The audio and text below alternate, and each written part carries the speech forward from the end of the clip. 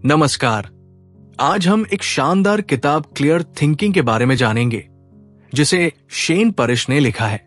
इस तेज रफ्तार दुनिया में हमारे फैसले ही हमारा भविष्य बनाते हैं, लेकिन कई बार भावनाएं और पूर्वाग्रह हमारी सोच को धुंधला कर देते हैं। ये किताब सिखाती है कि हम साफ सोच के साथ कैसे बेहतर निर्णय ले सकते हैं और साधारण पलों को असाधारण परिणामों में बदल सकते हैं। तो वीडियो को अंत तक जरूर देखें और चलिए साफ सोच की शक्ति को समझते हैं।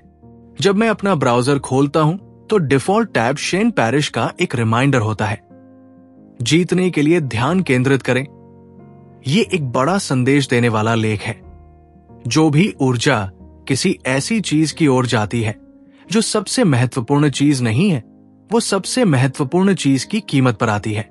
ये उस तरह की संतुलित सोच का उदाहरण है जिसे सीखने में उन्हें दशकों लग गए।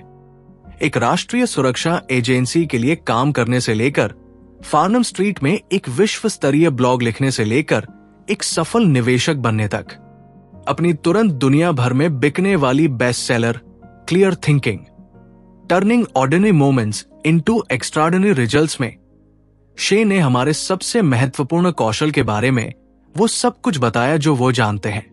यहां पुस्तक से 3 सबक दिए गए हैं जो आपको बेहतर निर्णय लेने में मदद करेंगे। 4 खराब डिफॉल्ट हैं जो किसी भी स्थिति में आपकी सोच को नष्ट कर सकते हैं। जब चीजें कठिन होती हैं तो हमें अपने होश में रहने के लिए 4 प्रमुख शक्तियों की आवश्यकता होती है। यदि आप अपनी गलतियों को अच्छी तरह से संभालना चाहते हैं तो 4 चरणीय प्रक्रिया का पालन करें। आइए सीखें कि कैसे स्पष्ट रूप से सोचें। पाठ 1। हमारे पास 4 डिफॉल्ट प्रतिक्रियाएं होती है जो सभी हमें स्पष्ट रूप से सोचने से रोकती है, खासकर अगर वे एक साथ दिखाई दे। एक बार एक मूडी सीईओ के लिए काम करते समय शेन ने उसे अपने कार्यालय में चिल्लाते हुए सुना। उन्हें उनकी जगह पर रखने की जरूरत थी। उन्होंने बाद में उससे कहा, जैसा कि पता चला, कॉल करने वाले ने एक महत्वपूर्ण समस्या की रिपोर्ट करने की कोशिश की। कुछ हफ्ते बाद सीईओ को निकाल दिया गया जिस समस्या को उसने अनदेखा किया था। उसने कंपनी को बहुत नुकसान पहुंचाया था। शेन लिखते हैं, अगर वो स्पष्ट रूप से सोच रहा होता तो शायद उसे अभी भी नौकरी मिल सकती थी। अनगिनत किताबें बताती है कि कैसे अधिक स्पष्ट रूप से सोचना है, लेकिन सबसे पहले हमें उन क्षणों को पहचानना चाहिए जब स्पष्ट रूप से सोचना सबसे महत्वपूर्ण होता है। पैरिश कहते हैं, तर्कसंगता तब बर्बाद हो जाती है जब आप नहीं जानते कि इसका उपयोग कब करना है। स्पष्ट सोच के 4 प्राथमिक दुश्मन हैं जिनके झांसे में हम आते रहते हैं। भावना डिफॉल्ट तब होती है जब हम तर्क और तथ्यों के बजाय अपनी भावनाओं पर प्रतिक्रिया करते हैं। जब भी हमारा आत्मसम्मान खतरे में होता है तो अहंकार डिफॉल्ट हमें पीछे खींच लेता है। सामाजिक डिफॉल्ट हमें हमारे बड़े सामाजिक दायरे में सामान्य, विनम्र और उचित माने जाने वाले कामों के अनुरूप रखता है। जड़ता डिफॉल्ट परिवर्तन और नई जानकारी के प्रति हमारा स्वाभाविक प्रतिरोध है। इनमें से प्रत्येक डिफॉल्ट हमारी सोच को नष्ट कर सकता है, लेकिन जब वे एक साथ काम करते हैं तो सब कुछ बिखर जाता है। उदाहरण के लिए, क्रोधित सीईओ एक ही बार में सामाजिक डिफॉल्ट को छोड़कर सभी में गिर गया। किसी ने उसे नई असुविधाजनक जानकारी दी जो उसे पसंद नहीं आई। इसके अलावा एक निम्न श्रेणी का व्यक्ति उसे कैसे बता सकता है कि उसे क्या करना चाहिए? अंत में उसने अपने गुस्से के आगे घुटने टेक दिए। शेन लिखते हैं कि इन डिफॉल्ट से निपटने के लिए केवल इच्छा शक्ति ही पर्याप्त नहीं है। हमें एक जानबूझकर ऐसा माहौल बनाना चाहिए जहां आपका वांछित व्यवहार डिफॉल्ट व्यवहार बन जाए, और इसके लिए 4 प्रमुख शक्तियों की आवश्यकता होती है। पाठ 2। यदि आप अपनी डिफॉल्ट को हराना चाहते हैं, दबाव में शांत रहना चाहते हैं और बेहतर निर्णय लेना चाहते हैं, तो आपको 4 प्रमुख शक्तियों को विकसित करना होगा। जब फोन बुरी खबर के साथ बजता है तो हमें गुस्सा करने की जरूरत नहीं है।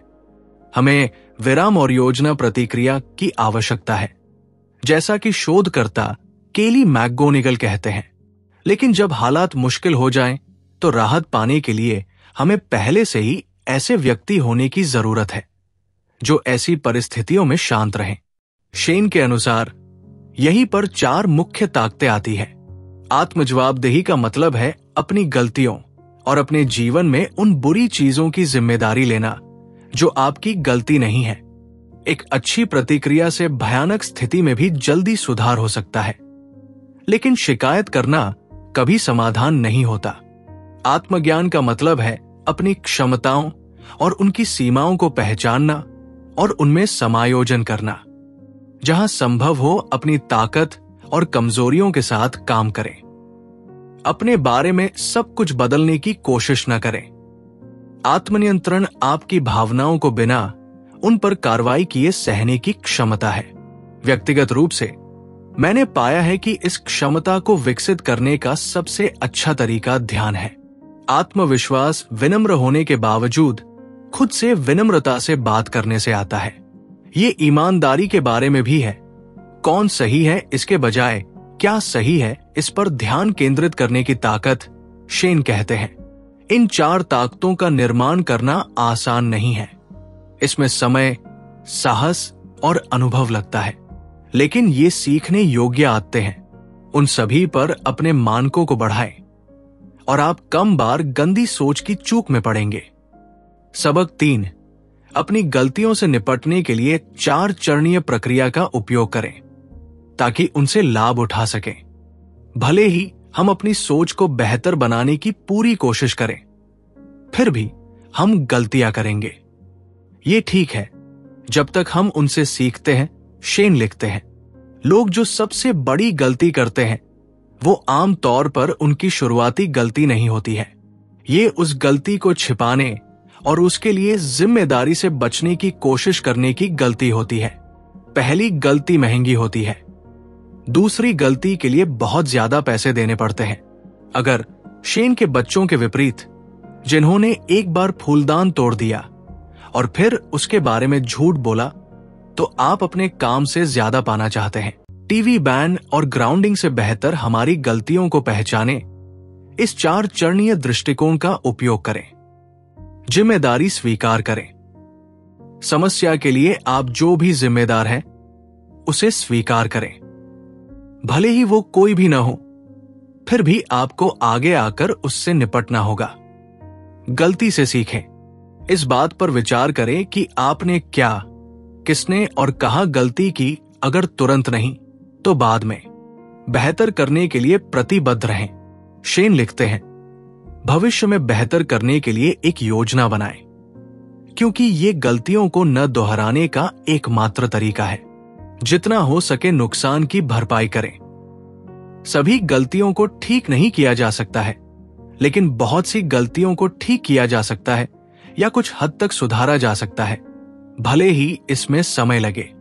हाँ, ये सभी 4 करना मुश्किल है, लेकिन ये जरूरी है, क्योंकि कुछ गलतियां अगर अनदेखा की जाए तो हमें हमेशा के लिए नीचे खींच लेंगी।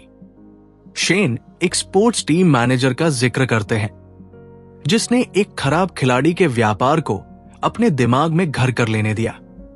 उसे धोखेबाज सिंड्रोम हो गया और उसने कोई भी निर्णय लेना बंद कर दिया। आखिरकार उसे नौकरी से निकाल दिया गया। बदतर और बदतर होने के बजाय बेहतर और बेहतर होने के लिए अपनी गलतियों को अच्छी तरह से संभालने के लिए 4 चरणीय प्रक्रिया को याद रखें। 4 कमियों पर ध्यान दें, अपनी 4 ताकतों का निर्माण जारी रखें और अपनी सोच को पानी की तरह साफ होने दें। उम्मीद है कि क्लियर थिंकिंग का ये सारांश आपको ये समझने में मदद करेगा कि एक साफ सोच कैसे बेहतर फैसलों और सफल जीवन की ओर ले जाती है। अगर आपको ये वीडियो पसंद आया तो लाइक, शेयर और सब्सक्राइब करना न भूलें, ताकि आपको ऐसी ही और भी शानदार किताबों की जानकारियां मिलती रहें। कमेंट में बताइए कि इस किताब से आपको सबसे बड़ा सबक क्या मिला। अगली बार फिर मिलेंगे, तब तक साफ सोचें और प्रेरित रहें।